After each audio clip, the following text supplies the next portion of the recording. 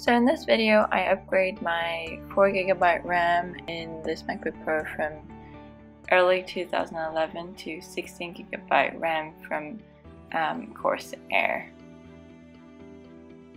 So for the tutorial you need obviously the RAM memory and a screw.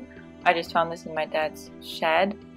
And so you just start unscrewing the bottom part of your MacBook. I just tend to put all the screws around the MacBook so that I know where to put them back. They're all back in place.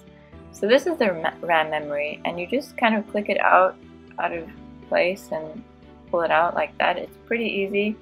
Might take a few times. You can just practice clicking it in and out so that you know what you want to do when you put in your new set of RAM. So you've got the new memory on the top and the old one on the bottom, and the back sides of both of them, what they look like. The new one on the right and the old one on the left. So I'm doing a 4x4 upgrade, so I'm hoping for some great performance after this installation. And yeah, you have two slots. You click them into place, both of them. It took me about 10 minutes, I think, to do the whole installation, taking off the bottom part and putting these two in. So then you just want to screw your screws back into place.